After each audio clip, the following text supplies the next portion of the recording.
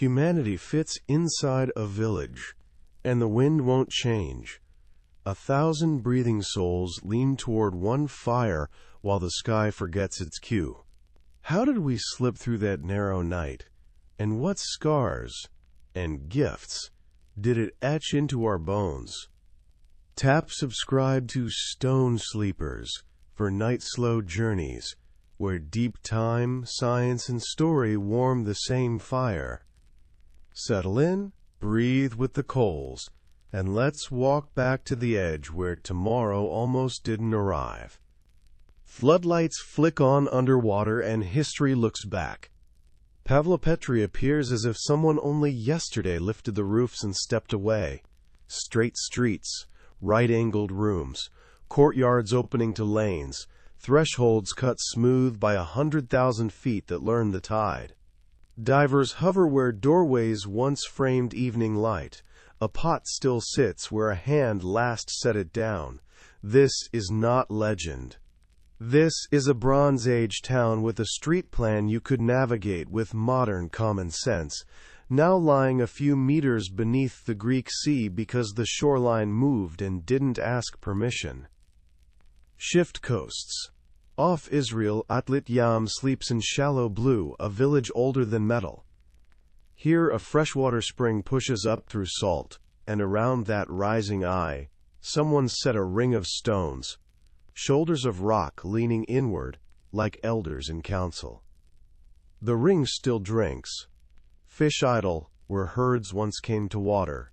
You can feel the utility in it.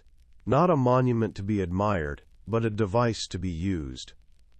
A tide clock, disguised as a ritual, or a ritual that doubled as a tide clock. The sea took the roofs and the fires.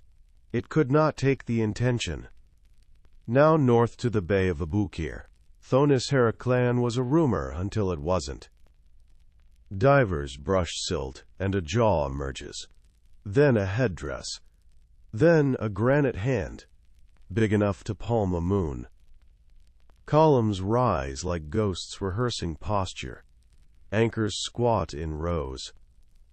A naos, the little house of a god, sits where a harbor once listened to oars. The Nile shifted, the ground gave. Storms wrote their corrections, and a port with taxes and pilots and priests went down slow enough to keep its furniture. The city did not shatter, it sank, and in sinking it catalogued itself. 3 coasts, 1 sentence. Whole ports can drown and still hold their breath. Pavlopetri gives you an address, a grid, domestic rooms, streets with purpose. Atlit Yam gives you a habit, circle the fresh water, keep time with stones that don't rot. Thonis Heraclean gives you a state, colossal statues, stelae with decrees, administrative muscle wrapped in ceremony. Together they do to the word myth what salt does to bronze. Strip the shine, leave the form. If a city can sleep under waves for millennia and wake intact enough to be read, what else is down there, filed and waiting under silt? You hear the counter-arguments warming up on shore: erosion, subsidence, ordinary sea level rise, and they are right. They explain the mechanism. They do not cancel the effect. Drowned infrastructure that still points, measures, governs, prays. A pier is a sentence about direction. A bollard is a promise about return. A spring ring is a calendar with knees. Underwater, the practical becomes sacred by endurance. The camera pans, fast. A diver's lamp slides over a paved lane, and every stone says the same thing. We were used. A silt cloud blooms, then clears to the profile of a prow. A hand traces a mason's line that never expected to be read by fish. Cities do not vanish when seas rise. They translate. And if you have patience, air in the tank, light on the line, you can read them. This is your cold open, ports that drowned and refused to die. a pattern of survival disguised as loss. Keep that in your lungs as we descend. Not for a single capital with a perfect name, but for the many places that taught water how to remember. The ocean didn't stroll, it lunged, twice. First, around 14,600 years ago, then again near 11,500, meltwater rushed off ice sheets, and the sea lifted like a stage trap door, snapping open under every shoreline at once. Villages that had learned the grammar of tide, fish racks, canoe slides, cooking stones arranged for wind, woke to find their beach missing and their future shortened. Creeks became coves, coves became bays. Bays forgot their own names and practiced being horizon. Numbers make it plainer. Over a few centuries, sea level climbed by many meters, enough that a person could grow old watching the surf touch a rock that their grandparents swore was a field. The coast advanced like rumor, always ahead of verification. Every low shelf we now love for scuba, Saronic Gulf, Red Sea margins, Biscay's scalloped edge, was then a land of paths and hearths and boats pulled up high against a night that no longer stayed put. You can still see the panic written in the seafloor. Bathymetric maps sketch drowned rivers, their branches splayed like hands reaching offshore. Pale canyons, where fresh water once hurried through reeds and gossip. Those rivers did what rivers do when sea chases them. They widened into rias, slipped back into estuaries, invited salt to live among them. Peat beds lie out beyond today's surf zone. Whole root mats preserved under sand as if the forest only stepped away for water and never returned. In a few places, upright stumps still stand in the intertidal like witnesses, their rings counting a patience the ocean did not share. North, the country we call Doggerland, marsh, lake, river braid, lowered into memory until only a sandbank kept the old name. One bad day, the Storega slide sent a long, cold hand across it. The wave did not create the drowning. It signed it. South and east, the Sunda Shelf let go. Coasts in Indonesia and the Gulf of Thailand scattered backward, while mangrove stepped forward to practice empire. On the far side, Bering's Bridge released its traffic and learned to be straight. People moved as coastlines moved, carrying seeds that forgive salt and stories that forgive time. Maps struggled. The best were conversations on vellum. Coasts copied from someone's grandfather's voyage when the water was a different neighbor. A port that used to be 2 days inland turned into a harbor. Another that once had a deep roadstead found itself with sand in its throat. Cartographers did triage, drawing what could be drawn, letting old shorelines hang like ghosts in margins where future readers would mistake them for error, and, sometimes, be wrong about that. This is how myths gain muscle. Tell your child that the sea arrived and did not recede, and the child will tell theirs that a flood came because someone angered the sky.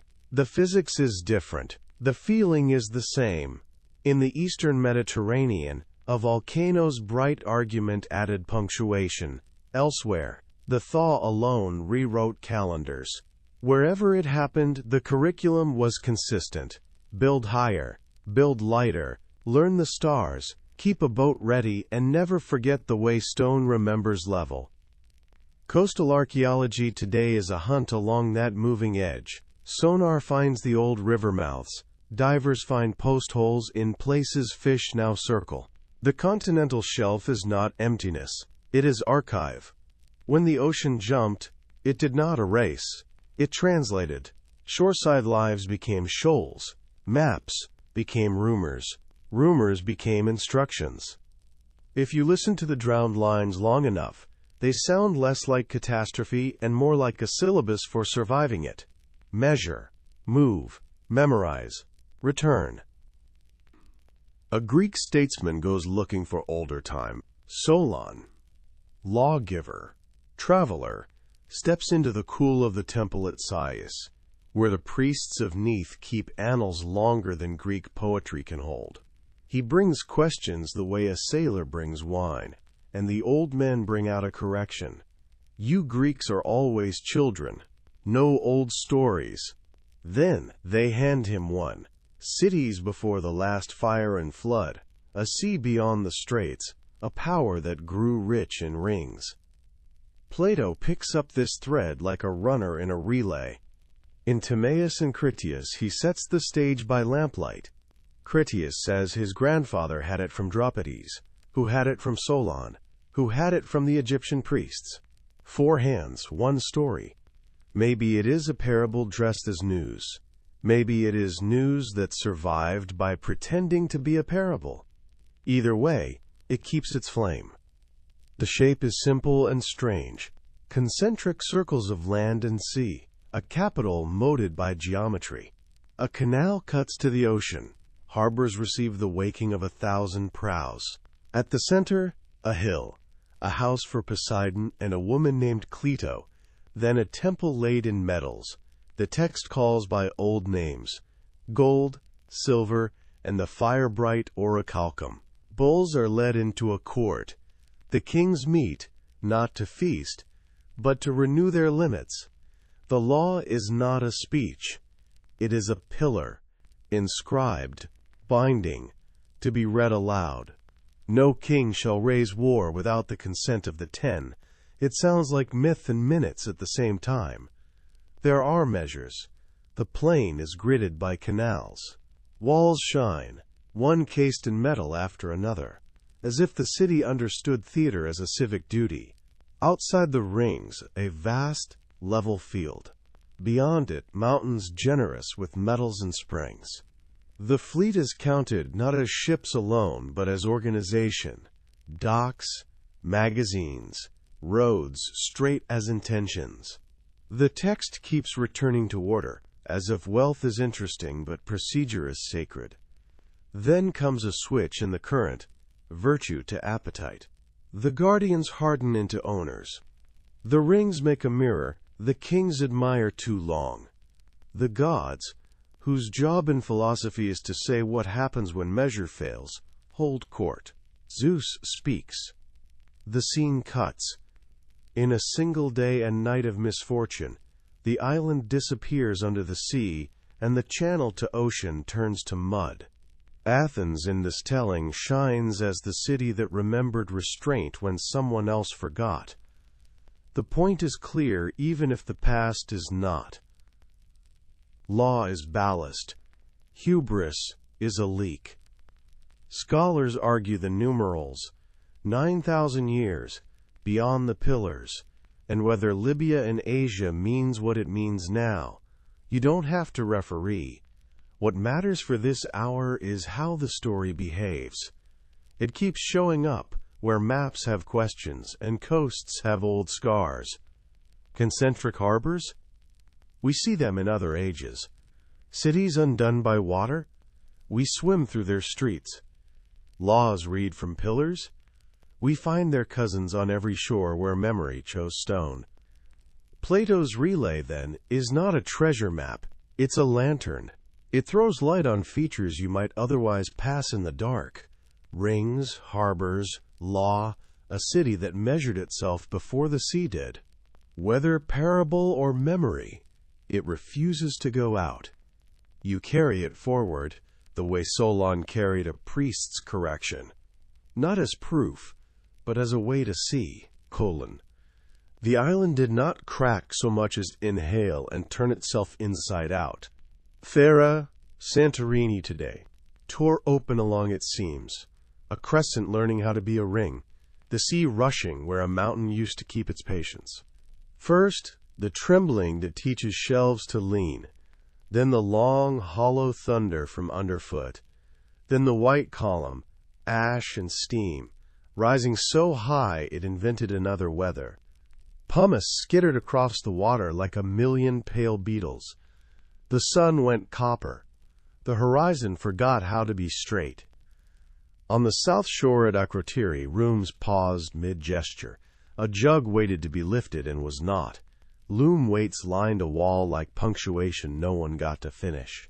Staircases stepped into ash that would later masquerade as stone. Painted swallows still turned on plaster winds. Lilies still opened in gardens that became rooms. A flotilla fresco held its quiet crew. Oars up, flags soft. Defenders of a harbor that would soon be only shape. No bodies in the streets. An earthquake swarm had taught evacuation, and many learned quickly. What the ash preserved was not death, but interruption. The sea wrote its own entry. Waves went out as if summoned, then came back thick-handed, gathering up harbors on their way. Along Cycladic coves and northern Crete, beaches broke, wharves failed. Boats met each other without introductions and lost. Fish were thrown into orchards. Salt walked inland and did not apologize. In the following days, pumice rafts drifted like false land, choking channels, turning clear water into a field of moving stone. Trade, which is breath for an island civilization, found its throat full. The air changed the math. Ash dimmed sunlight enough to make harvests guess wrong. Olives sulked. Vines forgot their manners. Barley turned its face toward a sky that wouldn't answer. For a season, maybe two, the calendar stuttered. It doesn't take fire to end a world. Mistimed rain is ambitious enough. Palaces, Knossos, Phaistos, Malia, were network and nerve, organizers of storage and routes, calendars and cult, the choreography of exchange.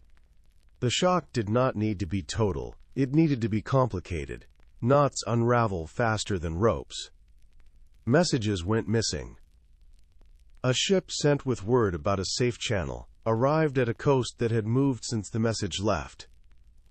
Another returned to a port rewritten by silt and wave, its markers blinded by rafts of stone. Scribes pressed tablets that would harden without being fired because the kiln too had an errand. Priests who measured first fruits brought ash instead. Law, the slow comfort of settled practice, became rumor. What had taken a long century to braid, sea lanes, mutual debts, the craft confidence of shipwrights and potters, could fray in a season if the loom broke. Thera is not Atlantis. It doesn't need to be. It is a curriculum in how quickly maritime complexity can collapse when volcano, ocean, and sky coordinate an argument. One island's crater becomes every island's question. What do you do when your compass points to a harbor that is now a wall, when the stars keep their appointments but the sea refuses yours? You build higher. You build lighter. You spread your risk. You learn which stores belong above the salt line. You keep a boat ready even on clean days. Centuries later, you can sail the caldera and read the lesson in geometry. The crescent embraces an absence where a mountain used to tell weather. Villages cling to the rim as if studying the void will make it give back its shape. Ash still lies in delicate layers on older lands, a gray footnote under vineyards and paths. In museums, a boy points at the ship fresco and does not yet know that paused mid-gesture is a sentence he will hear again in other rooms, other ruins, other coasts. Not Atlantis, then, no vanishing capital crowned in orichalcum, just the world breaking its bowl and teaching every coast within, reach what follows. Trade routes redraw, voices relocate, myths get promoted to memory because they are better at crossing water than ledgers are. The eruption does not kill the Mediterranean, it changes its address book. And if you listen closely, you can hear, beneath the ash and the pumice and the dimmed sun, the quiet refrain the sea always sings after correction. Begin again, but higher. The sea keeps ledgers and hardware. You don't need myths to find a port. You need pier stones, bollards with rope-burnished shoulders, anchors asleep where a wind once made them bite. Aboukir Bay proves it every season. Divers brush the silt, and a harbor wakes in pieces that only ever meant to be useful. A granite naos with door grooves polished by offerings. A tax decree carved for scribes who hated ambiguity. Mooring rings sunk where a key met the daily argument of tide and hull. Statues surface because power likes to be tall, but it's the low things, the quay faces, the dock steps, the rows of anchors, that confess how a city breathed. Follow the right angle of tool marks, and you can walk the waterfront without air. The Nile shifted, the ground sighed. Storms practiced handwriting. Faunus Heraclean went under in slow motion, filing itself by function on the way down. Here a customs post, threshold worn in a curve that fits 1,000 sandals. There a slipway, grooved for keels, pointing at a channel that is now a color, not a lane. Lead anchor stocks lie like commas along a sentence of stone. 3-holed limestone anchors keep their quiet ovals, ghosted by rope. You read a plan, not a rumor. Cross to the Peloponnese and the grid at Pavlopetri takes your hand. Streets run where they were told, alleys keep proportion, courtyards breathe. But step down to the waterline, and the domestic quietly turns maritime. Low platforms meet the ancient shore in a rhythm too regular to be accident.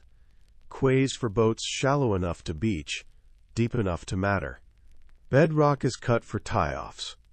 Mooring stones sit exactly where a sailor would want them if his day were short, and the wind contrary. Amphora shards don't tell stories. They admit traffic. The city's logic doesn't end at the last house. It continues into the surf as infrastructure that never asked to be romantic. Shallower water, older time, at Lit Yam. A freshwater spring rises through the salt like a promise, and someone ringed it with tall stones that still lean in to listen. Herds drank, people watched, the level told the season. A village calibrated itself to a well that also kept the sea honest. Nearby, post holes and the stumps of walls stand where fish now turn. It's not a quay, but it's quays, cousin, a negotiation between settlement and water you can measure with a fingertip. A half-buried stone anchor, bored clean, sits like a fossilized decision. Here we held our place. Underwater, the practical becomes permanent, because the sea, for all its appetite, is a careful archivist. Silt drifts, settles, and signs. Wood vanishes, but the negative space it leaves, mortises, sockets, grooves, keeps the blueprint legible. Piers are paragraphs about direction. Bollards are small oaths about return. Anchors are the punctuation a storm can't argue with. When cities drown, the grand things testify to theology and power, but the low things, steps, rings, grooves, testify to schedule, to labor, to mornings that began before light because a cargo had to catch a wind. Stand on any present-day promenade and feel how often we've rebuilt on top of all this, walking above harbors that went quiet without ceasing to exist. Ports are stubborn, they persist as contours when masonry fails. The sea reminds you that infrastructure is memory in stone, and that memory, when soaked long enough, becomes archive. Aboukir statues raise their calm faces. Pavlopetri's grid keeps its right angles. At Lit Yam's ring still drinks. Ordinary kit turned to evidence. We think we search for lost cities. More often, we're reading the margins of their manuals. Between England and the Low Countries, there was once no sea to cross, Only a country of reed and river braid, where people walked to what we now call islands because they weren't yet. Doggerland, marsh and meadow, dunes and willow thickets, eel channels shining under low sky. Red deer threaded the sedge, elk shouldered through alder shade. Aurochs printed the mud like signatures. Hearth smoke went up straight on cold mornings. Nets dried on stakes. Hazelnut shells cracked under heel with the sound every autumn makes when it promises to be enough. The coast began to unlearn itself. As ice sheets slackened their grip, the North Sea rose by the patient math of thaw. Centimeters in a year, meters in a lifetime. Rivers widened into rias, banks surrendered to brackishness. The old paths became wet guesses. People edged camp by camp to higher ridges, lacing the day with errands that faced the same direction, away from the new water. The map shifted so slowly you could argue with it while it changed you. Trawlers tell the after story. Nets hauled over the Dogger Bank bring up brown peat like books left too near a stove, root mat intact, pollen still eloquent. Red deer antlers arrive shiny with silt. A barbed harpoon point in antler flares like a smile. A flint microlith rides a cod end as if it still belongs to a purse of sinew. Sometimes it's older. Mammoth molars, reindeer bones from winters no person remembered. The sea is a clerk who files by depth, not date. Then one bad day wrote in bold. Out past Norway the Storega slide let go, a slope of seafloor collapsing in slow motion at the speed of panic, pushing a long, cold wall across the shelf. The wave arrived not as a myth, but as a multiple. First drawdown, then a gray edge rising where horizon should be, then the inland rush. Orkney keeps run-up scars. Shetland remembers boulder fields flung like careless punctuation.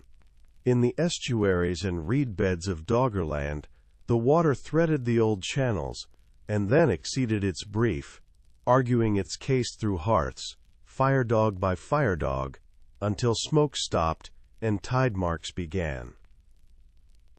The slide didn't invent the drowning, it signed it. After the wave, the long work resumed. Salt, learning the names of meadows one by one. Peat smoking under the summer sun because it had never had to be wet. The cold pulse around 8.2 thousand years ago, lakes in the far interior uncorked into the Atlantic, put another finger on the scale. By then the country was already many countries. Shoal, spit, bar, bank. The plural hid the loss and made it manageable. Imagine the last camp on a dune that would become a shoal, that would become a hazard on a chart. People sleep with spears within reach, boats tilted to shed dew, dogs curled to the warm part of anyone. At dawn, the river tastes more of the sea than it should. The elders read the wind and do not argue with tide lines on driftwood. Fires move inland. The best memories learn to travel. Modern charts carry the echo, Dogger, Fisher, German Bight, the names of banks, not towns, because the towns have become tide. Sonar traces the ghosted veins of drowned rivers. Cores lift up stories written in pollen, alder arriving late, oak taking position, salt marsh glasswort closing the file.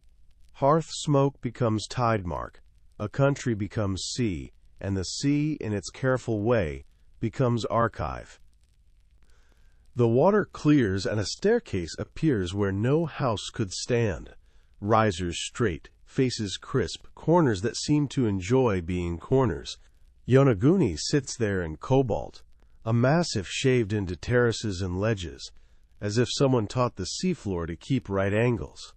Divers fin along the steps, fingers grazing planes that meet cleanly, then drop into corridors, and a flank that looks like a wall that forgot its door. The mind leaps to masons. The rock answers with its own vocabulary. Bedding planes, jointing, fractures that favor neatness, sandstone that breaks like stacked plates when waves and earthquakes do the cutting for a few thousand years. You feel the argument in your palm. This edge is too straight to be chance, you think, until the next ledge repeats the trick in a way geology would call typical. Parallel grooves invite the word tool mark. Then the surge tugs and shows how sand itself can score rock like a patient saw. There's a platform broad as a public square, a notch that resembles a stairwell, a prow-like corner that remembers ships it never met. Photographs turn the formation into architecture. Swim it in person, and you hear both speakers, intention, erosion, a duet that refuses to resolve. Cross oceans to the Bahamas, and another line of stone keeps its calm. The Bimini blocks lie in a long, low curve under bright water, slabs arranged so evenly you can't help calling it a road. Each is big enough to ask for more than a single person's back. Each sits as if a planner once cared about lanes. Then the closer look. Beach rock that forms when carbonate sand cements at the shoreline, then fractures in plates, then slides, then re-cements in tidy quilts the sea loves to rearrange. Natural can be neat, accident can be rhythmic. Still, the road holds its poise, inviting your eye to imagine carts that never rolled and harbors that never asked for paving. Debate has a way of gaining barnacles. Yonaguni picks up diagrams with labels like altar, gate, theater. Bimini inherits prophecies and paperback certainty. Geologists lay out mechanisms, tectonic uplift, wave-cut benches, orthogonal jointing, beach rock spalling, storm sorting. Divers counter with the feeling of design you get when your light lands on a step that fits the human foot too well to ignore. There's room for both sensations in the same breath, the satisfaction of a corner, the humility of limestone that can cosplay as architecture without our help. The useful thing here is not verdict, it's practice. Places like these sharpen the way you look. You learn to ask better questions with edges as sharp as stone. How does this plane relate to bedding? Why do fractures propagate at these angles in this lithology? What would waves do to a ledge that sits at storm depth? If people had been here with tools, what scars would we expect on adjoining faces? And are they present? How does sand move in surge against a riser this steep, and what patterns does it leave behind? Meanwhile, the sea keeps what matters to it, form. Yonaguni becomes a syllabus on how rock breaks beautifully. Bimini becomes a case study in how shorelines write tidy lines and then drown them. Both sites are, at minimum, museums of pattern, geometry without a curator. And if someone, sometime, did dress geology here with intention, the ocean has blended artisan and process so thoroughly that certainty takes a number and waits. Let the argument stay wet. Swim the steps, walk the road, and hold both possibilities open. Nature being astonishingly architectural, or people borrowing nature's templates and carrying them a few measured cuts further. Either way, the lesson is identical and generous.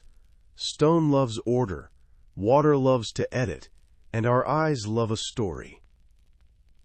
Unfurl a portolan, and the sea speaks in straight lines. Compass roses bloom like windflowers. Rum lines stitch star to harbor. Coasts are drawn not as ideas but as instructions. Caped, coved, bristling with soundings. These charts were working memory. Pilots, rudders turned into ink, then copied again. Each scribe layering yesterday's shore over last year's. That habit, copy what worked, means some maps carry time the way a beach carries tide marks. They remember. Look close at the Mediterranean mother line that spreads through the Carta Pisana, the Catalan Atlas, the Majorcan school. The same scallops repeating from Genoa to Jaffa, a coastline that doesn't merely depict, but performs experience. When a cape slumped, a bar grew, a harbor silted, updates might lag a generation. So the parchment keeps a ghost promontory, a vanished creek mouth, a town whose wharf is now a shoal. Early modern compilers, Ortelius building his theatrum, Mercator drawing a world to keep in your hands. Inherit this palimpsest and do what editors do. Reconcile, annotate, sometimes preserve both versions in uneasy truce. The result is a chorus of coasts, present tense in bold, past tense in the margins. West of Ireland, a round island named High Brazil lingers for centuries, rising and sinking with the ink of each mapmaker. Sailors swear by fog banks and mirage. Soundings whisper of the Porcupine Bank. The Atlas keeps the rumor because rumor sometimes pays off.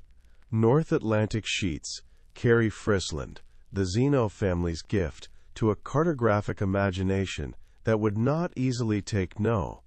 Near Newfoundland, an Isle of Demons floats between fear and ice, not proofs, memories with coordinates. In the North Sea's brown-green, Dutch and Flemish charts develop a different honesty, notes to self. Here the sea hath eaten 2 villages. The drowned land of Safting sits like a bruise on 16th-century sheets. Church names stranded in tidal flats, creeks where streets used to be. Good pilots draw the new channels. Good mapmakers refuse to erase the old ones. The page becomes a ledger of losses, useful as warning and as respect. Across the channel, sandbanks are lettered like towns. Galloper, Long Sand, Goodwin, because for mariners they are as consequential as cities, and some may be the afterimage of coasts that used to breathe. Farther south and east, the scribe's tendency to copy what elders swore by preserves other, older shorelines. In deltas that walk, Nile, Po, Rhone, portlands freeze a bend that since has learned a new step. In the Aegean, a bay once safe turns pale with stippled shoal, but the previous curve sometimes remains faintly visible, as if the parchment refused to forget where fishermen taught their sons to approach on a northwest bearing. Even in the age of copper plates and globes, Piri-Reis and Desilliers stitch antique coasts to new intelligence. Margins confess their sources, from Portuguese charts, from an Indian pilot. Compilations become museums of shoreline decisions. This is the use. Maps as memory, not verdict. Portolans were pragmatic, but their pragmatism included a superstition of utility. Never discard a contour that once saved a ship. So today, when we read stray coastlines that fit poorly with the present sea, we are not required to summon continents. It is enough and more interesting to imagine a shelf before it drowned, a spit before it slipped, a village before the storm tide signed it away. Cartography at its most human is a conversation between what is and what was recent enough to matter. Some pages remember both, and in that remembering, they guide us still. Breathe. Let the buoy bell set the tempo, one small bronze syllable repeating what the sea has always said. Here, here, here. The coast is a soft graphite line tonight, sketched and smudged, where surf and dark agree to keep each other's secrets. Street lights end, and the last railing cools under your palm. From here on, the map is made of sound. Water folding itself, pebbles clinking like small clocks, the bell counting the distance between your thoughts. Inhale with the hush that slides up the sand. Exhale with the hush as it returns. Somewhere to your left, a jetty extends as a darker shadow of dark. You can't see its stones, only the way they make the water behave. Ripple shoulders, tiny eddies that learn your breath and match it. Kelp sighs and releases the day's iodine. A gull mutters in its sleep. The horizon is a velvet absence, and the sky keeps its stars behind a thin cloud, as if to encourage you to look inward, not up. Under this black enamel, lost harbors turn in their sleep. Quays remember the weight of rope and the scuff of salt-dry hands. Ladders of iron, now furred with anemone, still offer rungs to no one in particular. Where a custom step once cut the tide to a neat angle, fish now write their cursive, silver lines beginning and ending with every flick. Silt collects in corners the way dust collects at the edge of a bookshelf. Even underwater, rooms are rooms.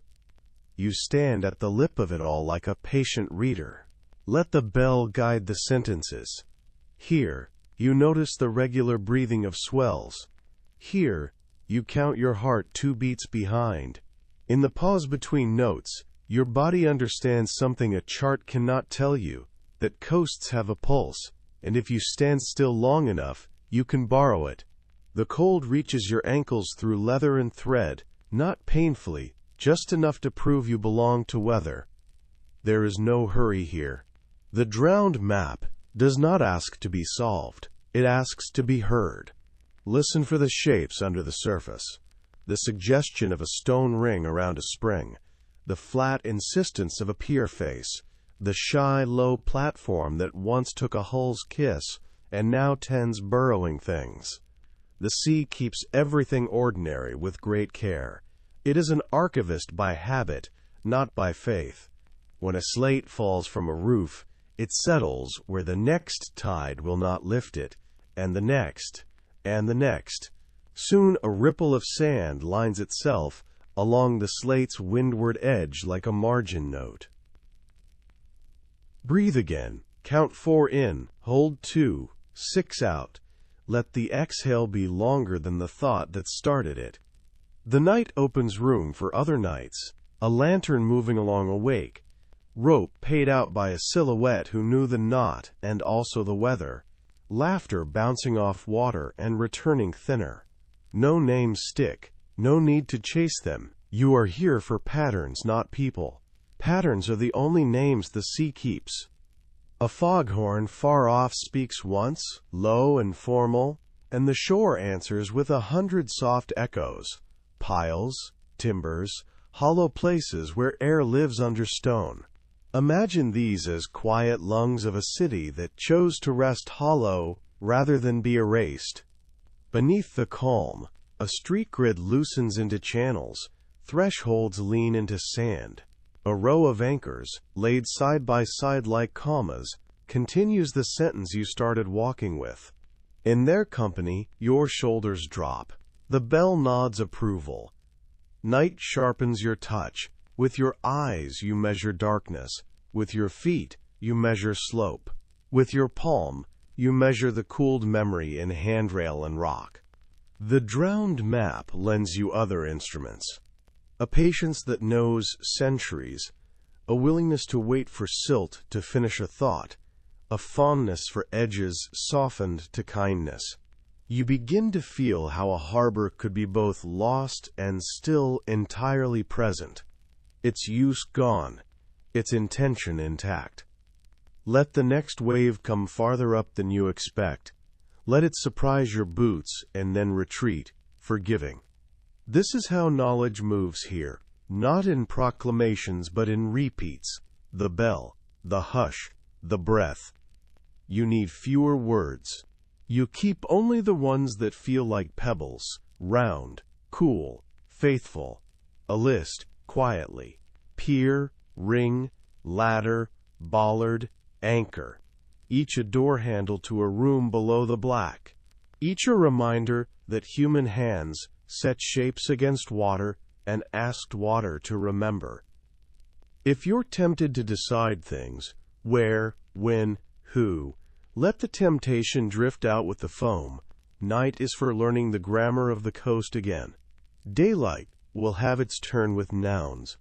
For now, verbs suffice. Settle, hold, return, listen. The drowned map offers no verdict. It offers a way of standing, the kind that keeps you from slipping when the tide argues its case. The bell speaks once more, a little slower, as if it knows you're about to leave it to its rounds. You take one last look at the soft line, which is not a line at all, but a conversation, and tip a quiet thank you to the dark. When you turn away, the question comes with you easily, like a small warm stone in your pocket. What sleeps under the water keeps speaking. It needs no rescue, only company. Breathe, and let it keep the watch while you rest. Spread the chart across your knees and let the lines begin to speak. Bathymetry is the sea's handwriting. Tidy where the bottom tilts gently, cramped and close where the slope drops away. Flourishes where a headland continues underwater like a thought that wouldn't end. The isobaths wrap the coast in nested curves, each one a shoreline that didn't make it to daylight, each one a margin note. Remember this bar, mind this shoal, here the river used to run. You trace a drowned river mouth with one finger and feel it point seaward, a pale blue artery cut into the shelf. It branches and rebranches the way water always loved to divide before it learned to mix with salt. Once, reeds argued softly along these banks. Now, cod idle where carts once rattled over gravel. Estuary becomes ria, becomes canyon, and the chart preserves the sequence in careful pen strokes. You don't need to imagine the flow. The contour gives it back to you. Narrow, then wide, then a mouth bigger than any tide today would require. Farther out, the shelf edge keeps its straight face as long as it can, then bends into the continental drop like a sentence closing on a truth. Here the lines stack tight, as if the ocean pressed its book shut. Submarine terraces step down the slope. Old still stands where sea level paused to catch its breath, leaving a neat ledge for future divers to discover and future storms to visit.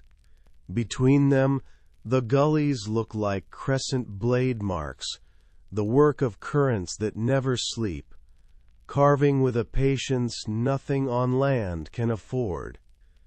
Near deltas the ledger thickens. Plumes of silt have written their own deltas upon deltas, a palimpsest of departures.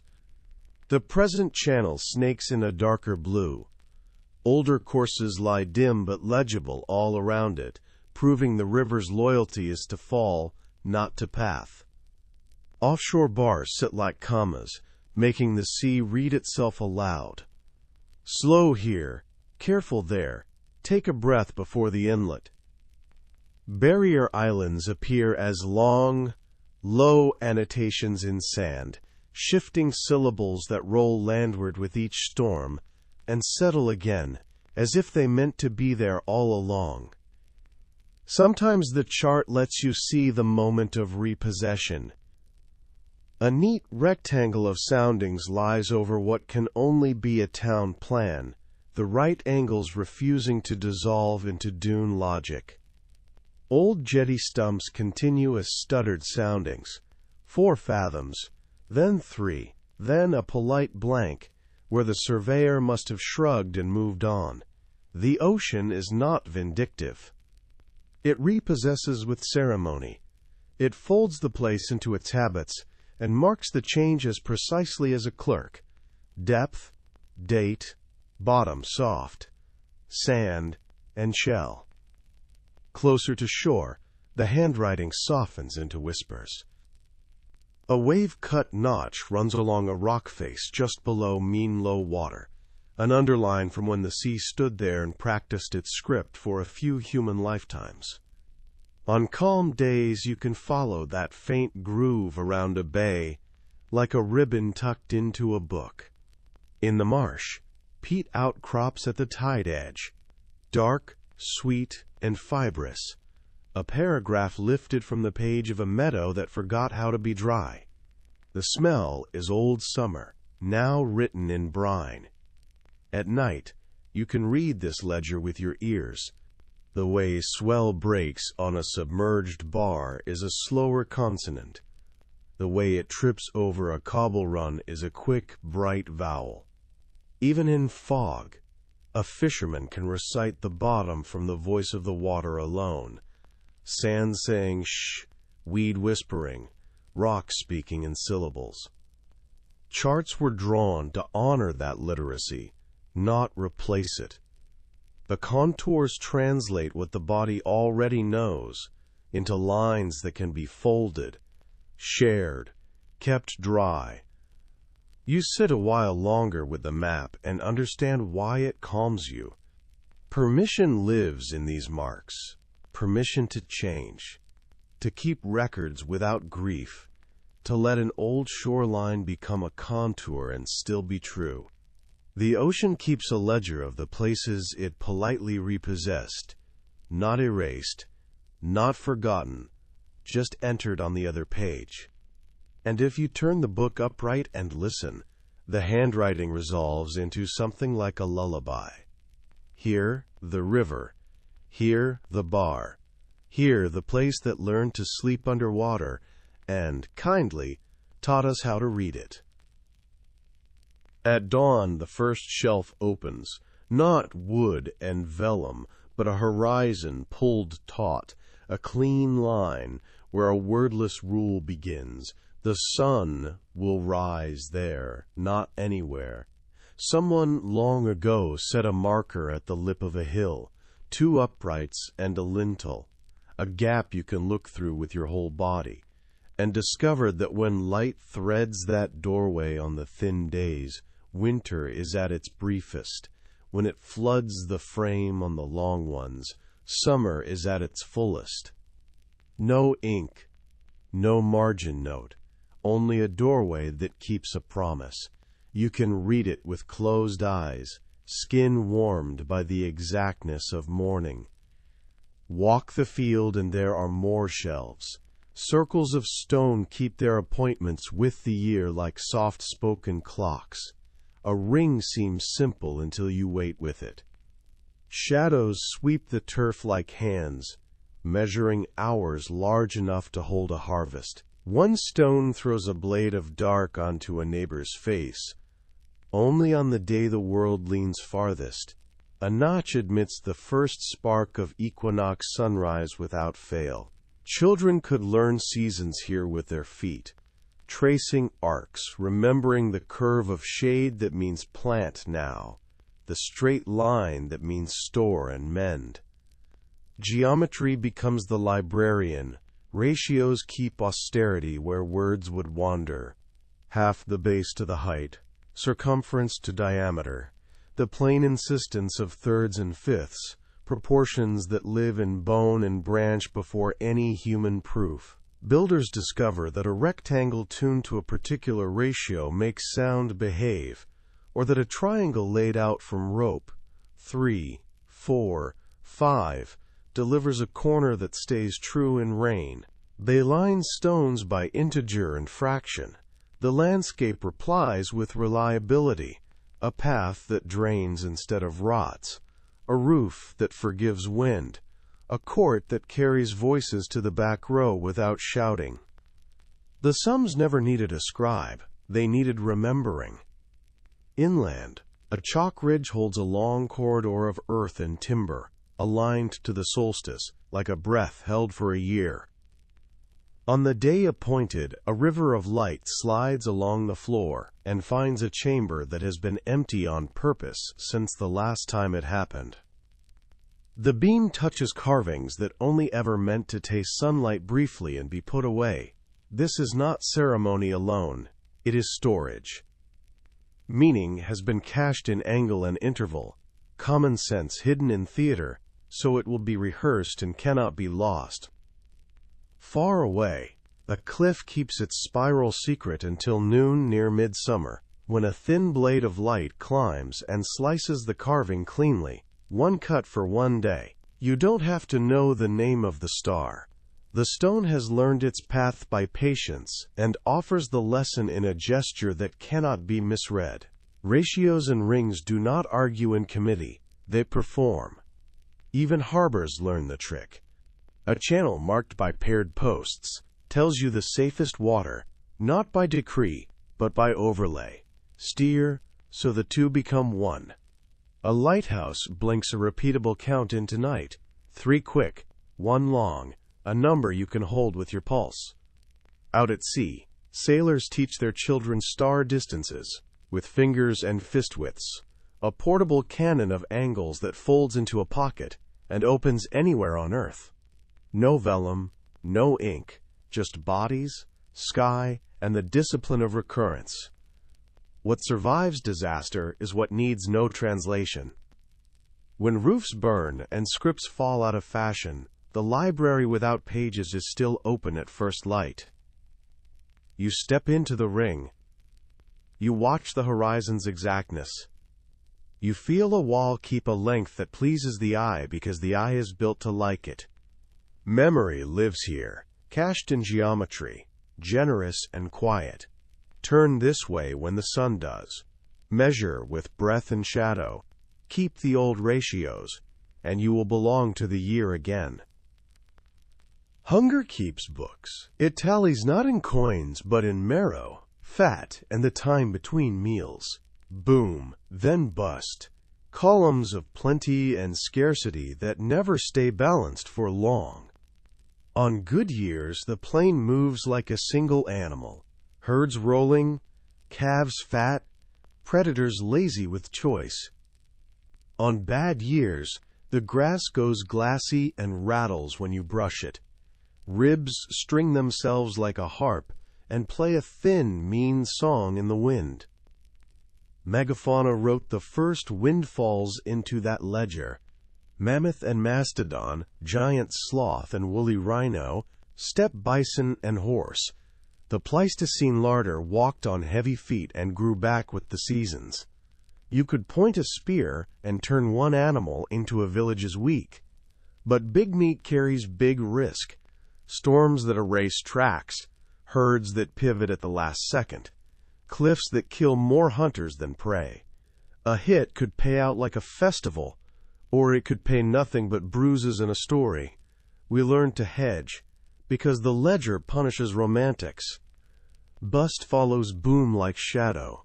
Drought tightens its belt around the waterholes. The mud goes black and bright and then white as bone. The herds shrink to nervous knots. Predators get bolder. Scavengers arrive early. Fires run their fingers through the grass and leave it smooth and hot. People spread out to take the pressure off one another's luck, then knit back together when it runs out anyway. Hunger edits plans. Who walks? Who waits? Who eats first? When the plain says no, the dead say maybe. Scavenging is a skill, not an accident. You read vulture spirals like a map. You watch hyenas for the moment their jaws slacken. You move in when heat and flies in hierarchy allow. Stone splits long bones. First crack for marrow, second for grease. Green bones give more, but they ask more of your wrists. A carcass is a clock. Hide first before it turns to armor. Eyes before they turn to sour jelly.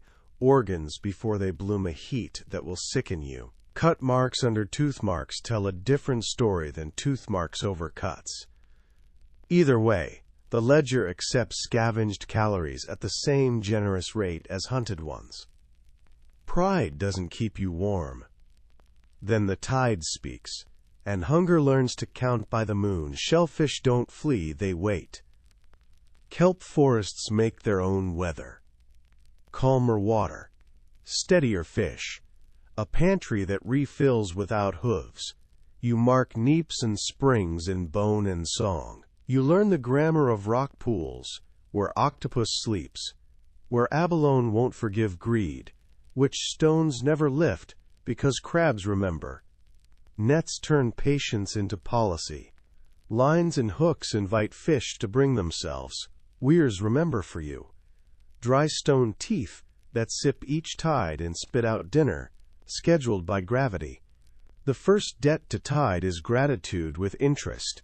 You take, and then you take less, and then you take different, because the ocean hates a glutton. Fishing changes the ledger shape, the return on energy steadies, risk spreads over time. One unlucky spear on the plain can starve a camp. 10 modest baskets from the estuary can't. Smoke becomes technology. Fish dry into travel, into winter. Shell middens grow like white hills, receipts taller than the people who made them, recording centuries of tides in layers you can read with a fingernail. Bones of estuary fish show up far inland. Obsidian from inland workshops shows up on beaches that never saw a volcano. Trade splices coast and interior into a single metabolism. Plants hold the quiet line between feast and famine. Tubers keep their promises underground. Seeds wait in husks like savings. Drought narrows choice but seldom closes it. You dig more, roast longer, leach toxins with more water, chew until starch gives up. Granaries don't exist yet, but memory does. Lists of edible roots in a grandmother's head, the exact bush that holds to fruit 1 week after all the others quit. Ochre stains on grindstones read like a diet, where patterns on teeth announce how much grit you've eaten to survive. Not all booms are edible. Megafaunal abundance can become a trap when it breaks. A run of good years swells population. Skill sharpens on big prey. Toolkits drift toward specialization. Then climate jerks the leash. Ice ebbs, monsoon stalls, corridors close, and the big animals shrink in number or vanish from entire maps. The ledger flips mercilessly. Expertise becomes liability, and the debt comes due with interest. Those who have a second language, tide, tuber, small game, seed, tell the winter to wait. Those who don't become someone else's cautionary motif on a cave wall. Optimal foraging sounds clinical, but it's just hunger's manners. You take the meal with the best payoff per hour until it fails you. Then you climb the list. Small game, snakes, birds, eggs, insects, roots. The list isn't moral. It's mathematical. Over time, the math writes culture. Calendars spool for migrations. Taboos grow around spawning seasons. Lunar names become payroll dates for weirs and nets. Children learn to sleep to the sound of surf, because the camp moved when the river turned petty. Dogs learn to watch the wave edge for what it gives back. The ledger keeps adding lines. Parasites you risk for protein get balanced by herbs you chew for bitterness that kills them. Salt comes in blocks you carry from far flats, or in brine you make, with time you can barely afford. Smoke whispers a chemistry lesson you can follow without a word. Hunger teaches taste, but more importantly, it teaches timing. In the end, the books close each season with the same arithmetic. Fat saved, marrow tapped, fish dried, seeds cached, babies heavy enough, elders not yet empty of stories. Megafauna taught us the thrill of windfall. Drought taught us the insult of waiting. Tide taught us a salary you can set your days by. Hunger's ledger isn't cruel. It's precise.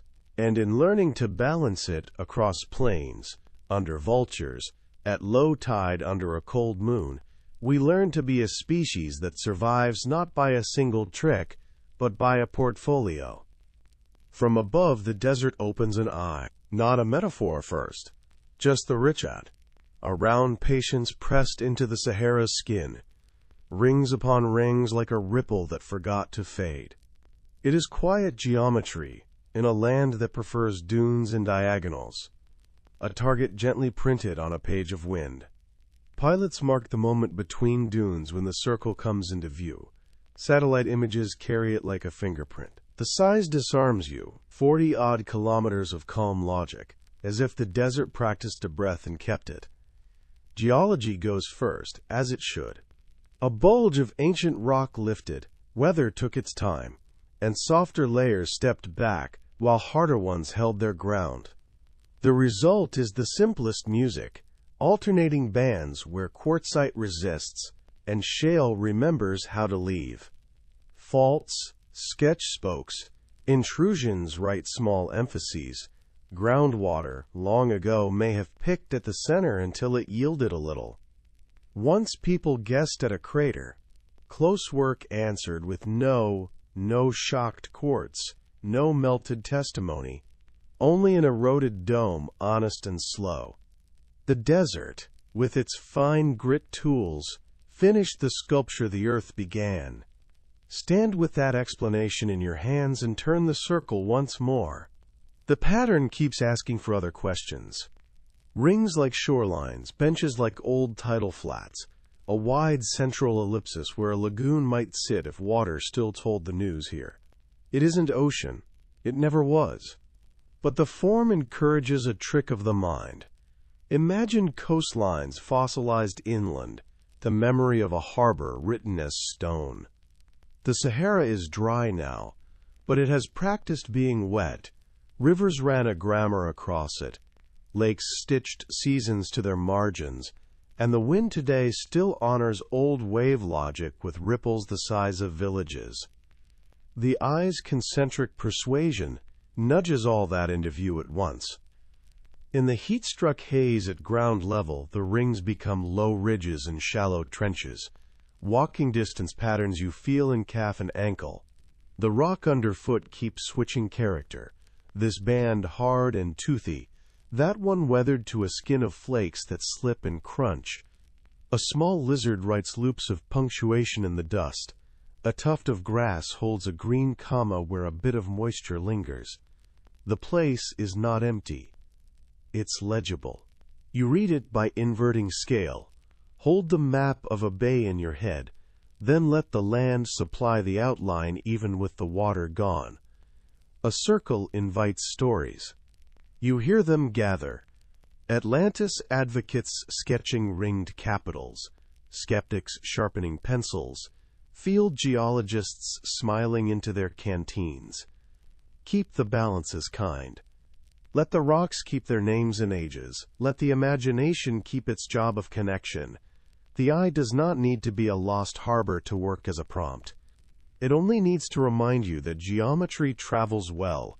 Shorelines, city plans, ripple marks, orbital paths, and that the mind, when handed a clean curve, will furnish a coastline to match. At dusk, the rings hold shadow like ink poured into grooves. The wind drops, sand stops hissing. The dome's story reduces to contour and cooling stone. You can sit at the edge of one band and watch its neighbor fade to blue, then to night, the circle closing like a calm breath. Geology first, yes, lifts in layers, erosion and resolve, and also a permission to imagine water where there is none, memory where pages would never survive, coastlines translated into rock, so that even here, especially here, the desert can borrow a sea's vocabulary and keep it long after the ocean has turned the page. The land can keep a tide without water. In the high plateaus of southeastern Anatolia, where hills roll like the backs of sleeping animals, and the nearest surf is a rumor that takes weeks to reach you, rings rise from the soil and ask the sky to be precise. Göbekli Tepe hums with its T-pillars, broad-shouldered monoliths wearing belts and animal bands, set in circles that never needed a shoreline to learn rhythm. The pillars face one another like elders in council. Between them, the sky threads its old appointments. Winter's low fire, summer's long stride, the steady procession that turns year into curriculum. If the sea teaches navigation by horizon, these stones teach it by shadow. They arrive too early, the way certain answers arrive before the class is formed. Before pottery, before domesticated grain could be counted in bushels, hands were shaping limestone into letters the sun could read. The arguments about alignments are lively and necessary. Foxes and boars may be constellations, or may be only foxes and boars. But step into the ring at dawn, and the debate drops into the background hum where it belongs. You feel the enclosure's focus, the way its geometry sets rails under light, the way the season can be verified by where a narrow blade of day slides along a carved edge. Stone does not require consensus to keep time. Across the hills, Karahan Tepe and the other siblings in the Tas Tepeler family repeat the lesson with variations. A forest of columns rising from bedrock, a trench whose line seems to have practiced hosting sunlight with intention. The carvings are blunt and honest. Serpents, aurochs, human features that seem to swim in the stone. Here, too, the sky has been invited to speak in straight lines and curves. These sites are inland harbors without water, where the cargo is return, equinox returning to notch, solstice returning to shoulder, the old stars returning, ever so slightly misplaced, to remind everyone that even permanence drifts. Go north and east until the grass thins, and the wind takes over the job of explaining the world. On the steppe, circles and sightlines repeat the habit. Arkham windmills a settlement into two rings of wall and ditch, gates asking for sunrise and sunset to announce themselves with more than weather. Some read its plan as a calendar in timber and clay. Others see a sturdy geometry that any careful builder would choose. Either way, the place behaves like an instrument. Stand where the main street opens and the day names itself. Stand again 6 months later, and the answer has moved, but not enough to surprise you. Beyond Arkham, ridges in Caucasia carry stone thresholds, locals call sunduki chests, where notches and markers comb sunlight into slices that fit specific days. Farther west, ring cairns and alignments lie quiet in Kazakhstan's wide browns and pale blues, their stones no taller than a man but tall enough for noon to draw thin proofs across them. Even when the stratigraphy resists a grand theory, the experience is stubborn. Shadow that fits a groove on one day and never fits it again. A wall whose long edge learns one azimuth and doesn't let it go. These are inland echoes for a maritime myth. If you come to this subject by way of drowned ports and ringed harbors, by tales of a city that measured itself before the sea took its measure, you might expect the strongest evidence to huddle on coasts. Yet the strongest habit is everywhere people needed the year to behave. Rings, ratios, and alignments are not exclusive to sailors. They are the literacy of any community that must plant, gather, mend, and speak with the sky about when.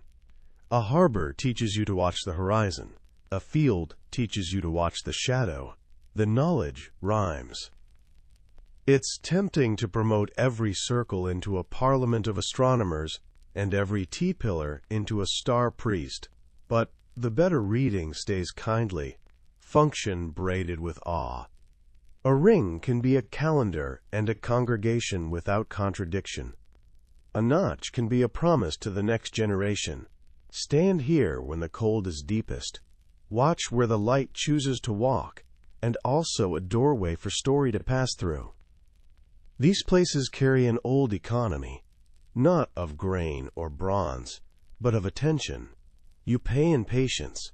You withdraw certainty about when to begin again. Notice what is missing and what remains. There are no inscriptions telling you where to look. There are no long texts explaining the algorithm.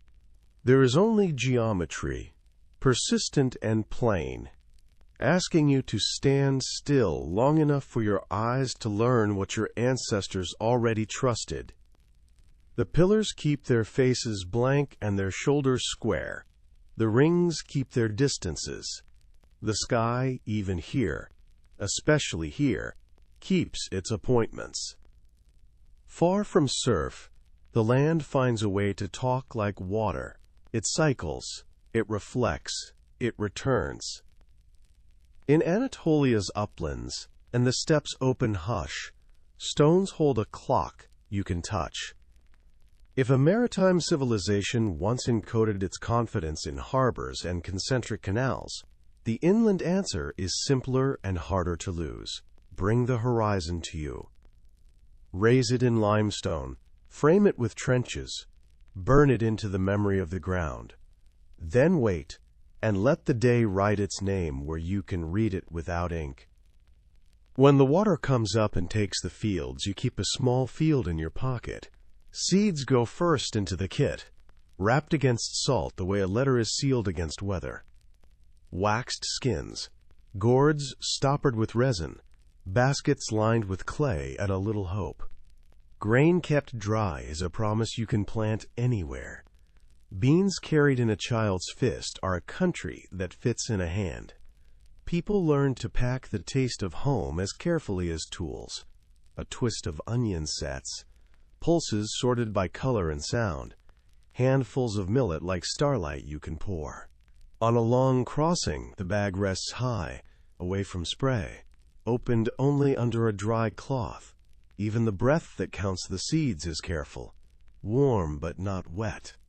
When the tide forgets your old furrows, you carry new furrows folded tight, little moons awaiting soil. For steering, you inherit songs.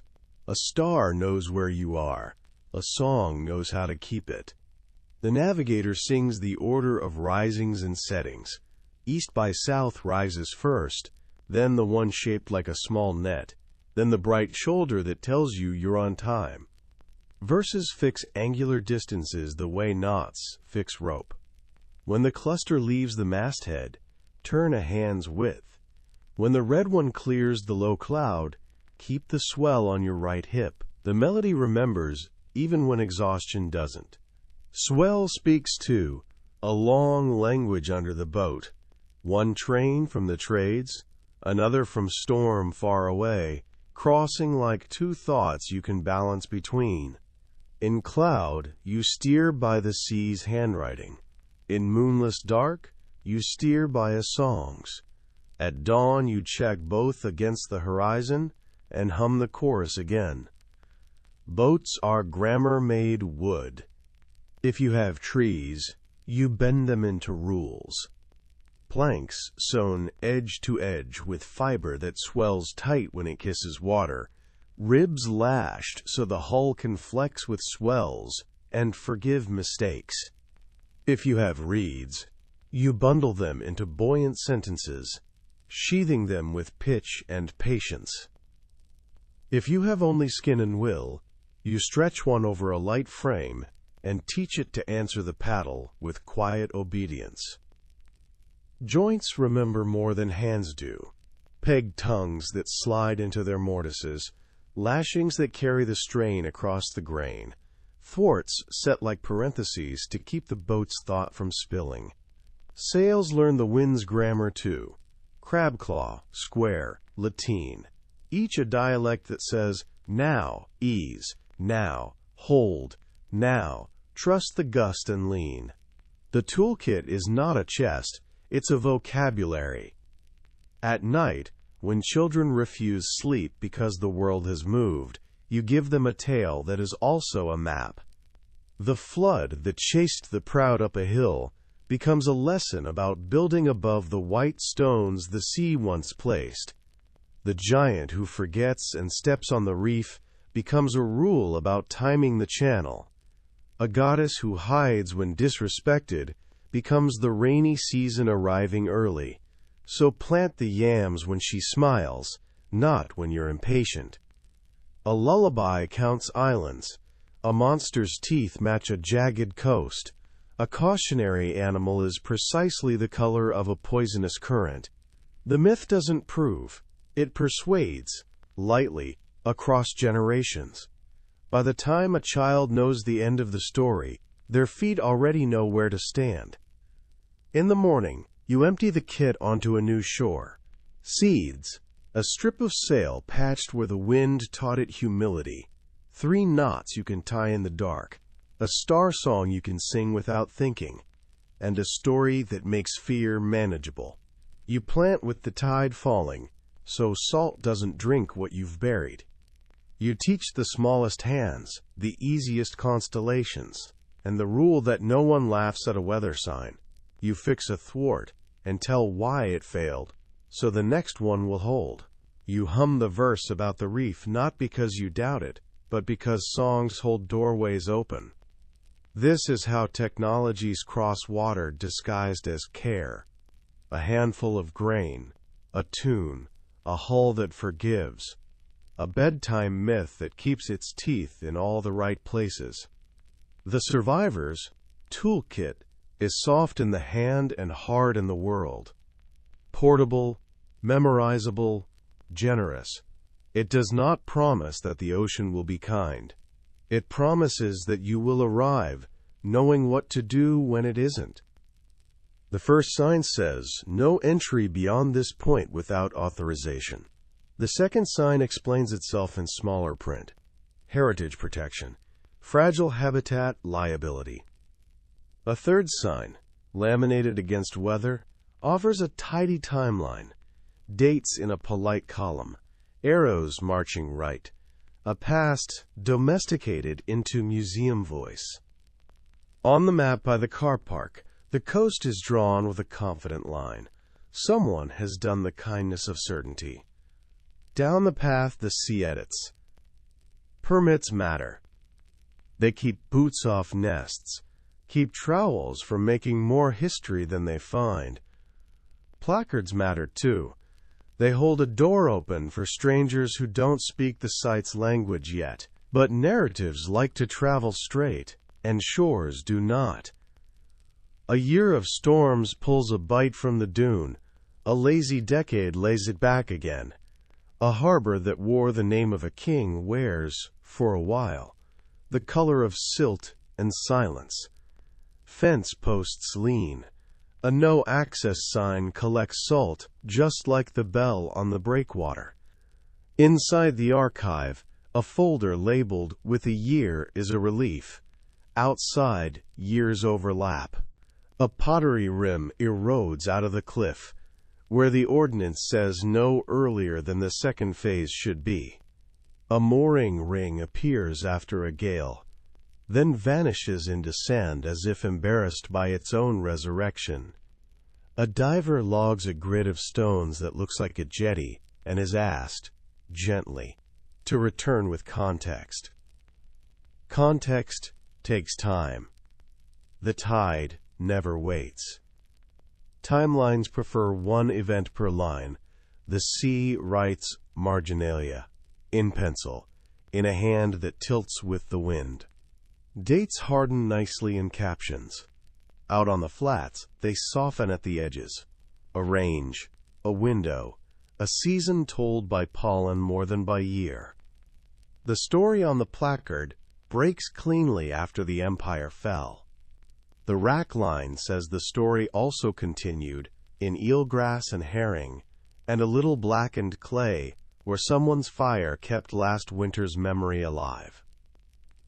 Gatekeeping is not a villain, it is a habit of care. But even care can become choreography, and choreography can forget the floor is moving. A permit expires before the sandbank it wants to measure does. A committee meets on Wednesday. The equinox arrives on Tuesday, throws light through a doorway that won't wait a day for quorum. A drone flight is postponed for weather.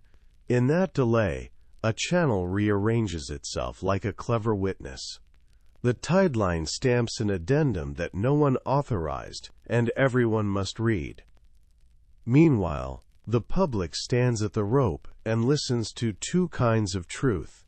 One on paper, tidy and earned.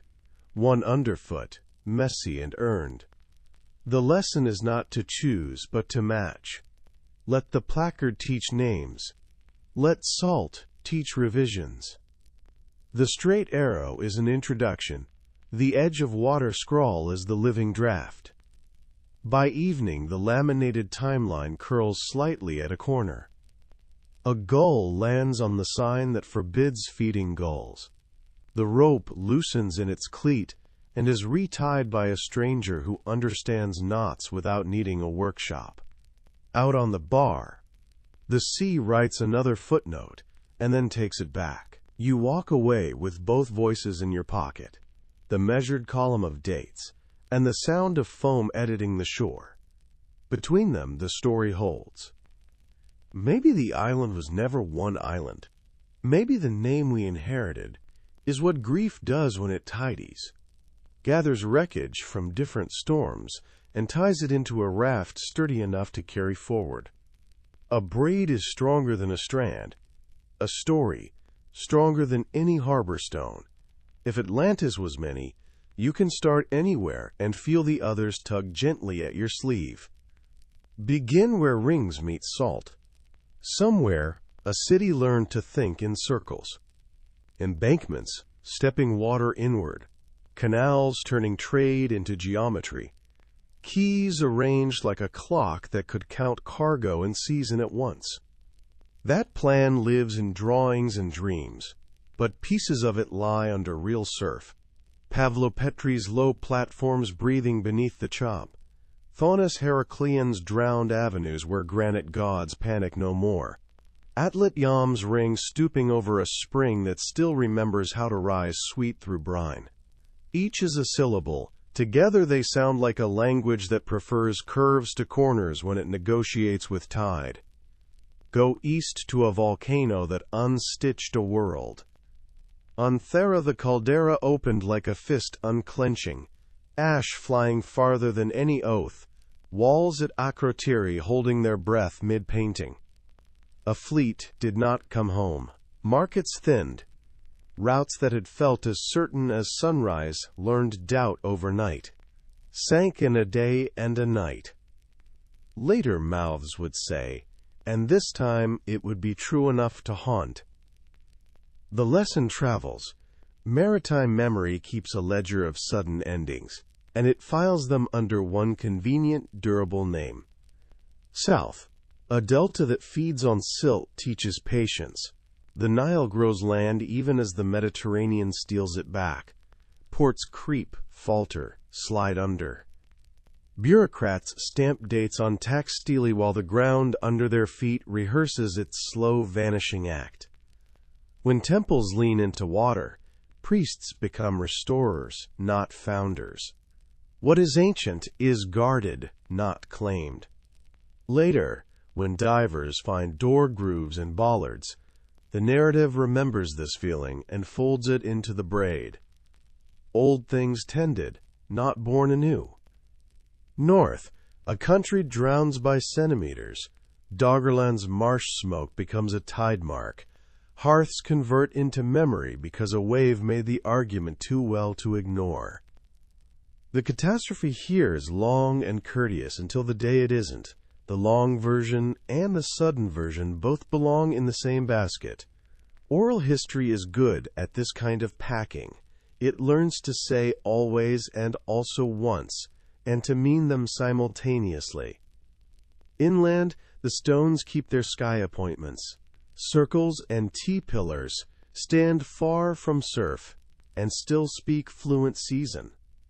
If somewhere a ringed capital kept law by the rhythm of water, here rings keep time by light. The rhyme is clear enough that a child could carry it, measure by what returns. When you move, pack that rule with your seeds and your star songs. A people walking away from salt can still bring a harbor's calendar in the form of a notch that fits equinox, a corridor that fills with sunrise once a year and then forgives the dark. Ritual becomes the luggage of continuity. Across the braid, technology travels as story, boatcraft explained as a myth about a helpful whale, reefs mapped by a dragon's teeth, constellations recited in lullabies whose chorus doubles as a bearing. You can imagine a coastwise federation of places that never signed a treaty but shared a habit, They cache the essential in ratios and routes, in the thickness of a plank, and the count of a blink on a headland's fire. Lose the walls, and you still have the method. Lose the addresses, and you still have the mail. Plato receives the bundle late. He calls the raft an island, because islands are excellent for carrying meaning. He needs a mirror for Athens, a foil for order and hubris, but he also preserves a cadence older than his politics. Rings, harbors, law, flood, forgetting. Solon's priests become a relay. The tale crosses mouths like a torch that knows it is safer in motion than at rest. The name condenses like dew. Atlantis is easier to say than a list of ports, earthquakes, rites, and tools. It is a drawer that stays shut until you need everything inside it at once. If Atlantis was many, the search changes shape. You stop demanding one stone that fits all keys. You look instead for recurring grammar, concentric planning when water is in charge, inland calendars when sky is the only stable banker, trade that teaches far coasts to rhyme, losses that retell themselves as warnings with teeth. A braid is verified not by a single strand, but by the way the tension holds across them. Doug Santorini and Pavlo Petri answers. Pull a delta city in a marshland between continents, nods in acknowledgement. Ask a pillar what time it is in a harbor somewhere, drowned or not, keeps count with you. Loss did the assembling. It took wide, diverse, local brilliance, and, through salt, ash, silt, and the long patience of forgetting, compressed it into a name that could survive travel. Atlantis, in that reading, is not a destination. It's a survival strategy disguised as a legend. A way to remember that water is a negotiator, not a villain. That geometry is a language that crosses borders. That the sea level writes margins on our stories as surely as we write captions on its maps. So let the one become many again.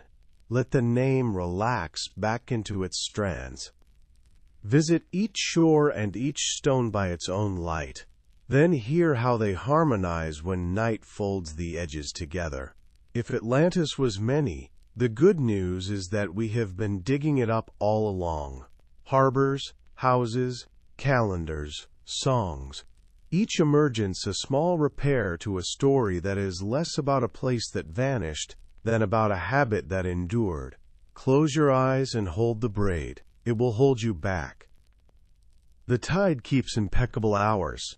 You can set your day by the slow lift of weed on the pilings, by the neat, deliberate wetting of the last dry stone on the slip, by the bell that nods at the channel mouth and says the same small word at the same small intervals.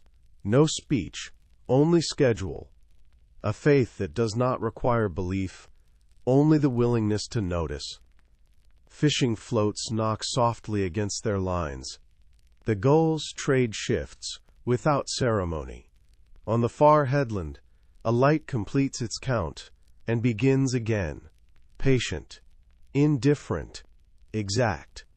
You stand where land loosens into water and feel the coast add you to its arithmetic. Foam writes your boots into the ledger and then crosses the entry out, cleanly. Out beyond the bar, swell moves like thought, long, considered, returning to points it has made before because there is comfort in returning. It says nothing and tells everything. What the wind has been doing 2 horizons away, how the moon has decided to lean tonight, which stones sleep shallow and which promise depth. You carry a pocket full of places, Pavlo Petri's quiet grids, Atlityam's ring drinking from its spring, Thonis Heracleon lifting statues the color of wet dusk, the North Sea's brown memory of a country that forgot how to stay dry. A staircase underwater in cobalt light that may be masoned, or maybe the earth doing its crispest work without us. Rings in the high dry where no tide ever touched, keeping sky appointments as if oceans lived above. You are back at an ordinary shore, with all of that humming behind your eyes. The sea is very good at letting many things be true in the same breath. The first star appears in the shallow of twilight, and with it an old habit. You catch yourself checking bearings by reflex. Light to star, star to headland, headland to heart, and smiling at your own seriousness. Somewhere, people once sang distances into memory, because paper mildews and ink runs, and sleep steals numbers from the lips. You hum nothing, yet a tune answers, the soft chorus of small waves sliding shell to shell, the bass of a deeper surge, folding itself into the cove. It is enough music to steer by if you needed to, and you do not. You are home, or close enough. A child passes with a bucket and a story about a crab the size of an oar blade. An old man ties a knot without looking and tests it with the calm of decades. The placard behind you still offers a tidy digest of the cove's centuries. The tide edits it with every lap and leaves both versions standing, which feels right. Gatekeepers and salt, straight lines and messy margins, two hands of the same clock. If Atlantis was many, tonight it is also one. A single, durable name for the human ache to keep what matters when water remembers its other shape. Maybe you have been digging it up all along, in harbors that breathe under chop, in maps that remember stray coasts, in ratios that hold their tune when languages falter, in bedtime myths that tell children when to plant and when to wait. The sea has no interest in your verdict. It offers you process instead. Measure, listen, return. Dark slides down the slope of evening. The bell continues its good work. The light on the headland finds its count irresistible. The tide reaches its agreed line and hesitates as if to ask whether you have learned the pattern, then turns with the same courtesy it showed on the way in. You exhale with it, longer than your thought, and feel your shoulders match the harbor wall's patience. Lay down, then, on a bench that has met more weather than you, on sand that files the day smooth, on a patch of grass where salt dries to starry freckles. The question is warm in your hands, not as a problem to solve, but as a stone to keep. What if the lost place was never one place, and the proof has always been ordinary, everywhere, enough? The sea will keep the watch. It will say nothing and tell everything. Let your breath learn its count. Let your eyes close when the light completes a circuit. Tomorrow, the tide will arrive on time to remind you. Tonight, it is invitation enough. Let the day loosen its grip. The ledger is closed. The fire is banked. The wind, for now, remembers how to be kind. We came through the narrow years one breath at a time, counting stars, carrying coals, learning the grammar of tide and seed and trust. Those lessons still live in us, quiet as a heartbeat. Share when there is more. Store when there is plenty. Move when the road goes thin. Make promises you can keep.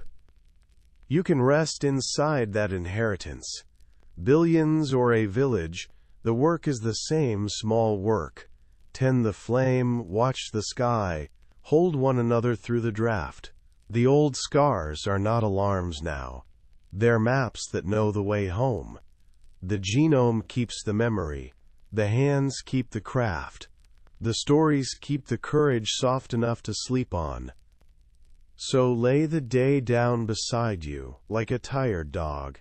Hear the shore counting slowly under the dark, the city breathing like a hillside after rain.